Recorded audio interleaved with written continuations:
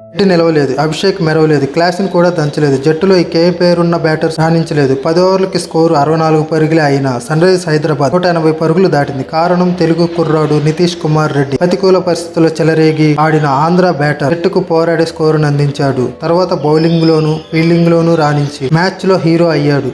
ఛేదనలో పంజాబ్ కూడా గట్టిగానే పోరాడింది. గత మ్యాచ్ హీరోలు శశాంక్ సింగ్, అశుతోష్ శర్మ మరోసారి మ్యాచ్ ఆగేసేలా కనిపించారు. కానీ 2 పరుగుల స్వల్ప తేడాతో నెగ్గి సన్ రైజర్స్ ఊపిరి పీల్చుకుంది.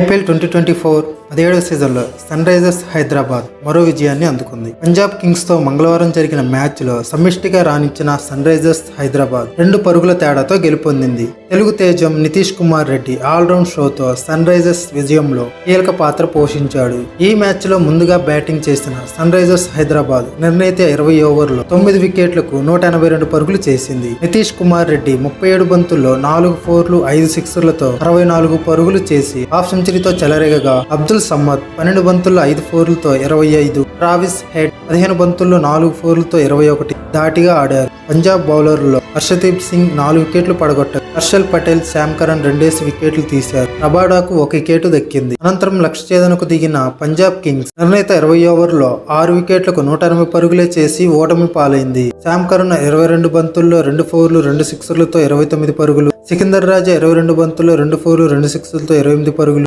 శశాంక్ సింగ్ 25 బంతుల్లో 6 ఫోర్లు 2 సిక్సర్లతో 46 పరుగులు నాటౌట్, అశుతోష్ శర్మ 15 బంతుల్లో 3 ఫోర్లు 2 సిక్సర్లతో 33 పరుగులు నాటౌట్ రాణించారు. సన్ రైజర్స్ బౌలర్లో భువనేశ్వర్ కుమార్ 2 వికెట్లు తీయగా Pat Cummins, T Natraj, Nitish Kumar Reddy, Jaydev Unadkat తలో వికెట్ తీశారు. భారీ లక్ష్య ఛేదనకు దిగిన పంజాబ్ కు ఆదిలోనే గట్టి షాక్ తగిలింది. ప్యాట్ కమిన్స్ వేసిన 2వ ఓవర్లో జానీ బెయిర్స్టో క్లీన్ బౌల్డ్ అయ్యాడు. భువనేశ్వర్ కుమార్ వరుస ఓవర్లో ప్రభుసిమ్రన్ సింగ్ 4, శేఖర్ ధావన్ 14లను పెవిలియన్ చేర్చాడు. క్లాసెన్ స్టన్నింగ్ స్టంపౌట్ తో ధావన్ అవుట్ అయ్యాడు. ఈ పరిస్థితిలో శామ్ కరణ్, సికిందర్ రాజా ఆచితూచి ఆడారు. క్రీజులో పాతుకుపోయిన శామ్ కరణ్ ను నటరాజన్ అవుట్ చేయగా సికిందర్ రాజాను ఉనద్కట్ పెవిలియన్ చేర్చాడు. ధాటిగా ఆడిన జితీష్ శర్మ, తెలుగు తేజం నితీష్ కుమార్ రెడ్డి అవుట్ చేయగా శశాంక్ సింగ్, అశుతోష్ శర్మ ధాటిగా ఆడారు. దాంతో మ్యాచ్ కాస్త ఆసక్తికరంగా మారింది. పంజాబ్ విజయానికి 12 బంతుల్లో 39 పరుగులు అవసరం అవ్వగా నటరాజన్ వేసిన 19వ ఓవర్లో అశుతోష్, శశాంక్ చెరో బౌండరీ బాదటంతో 10 పరుగులే వచ్చాయి. కానీ చివరి ఓవర్లో పంజాబ్ కి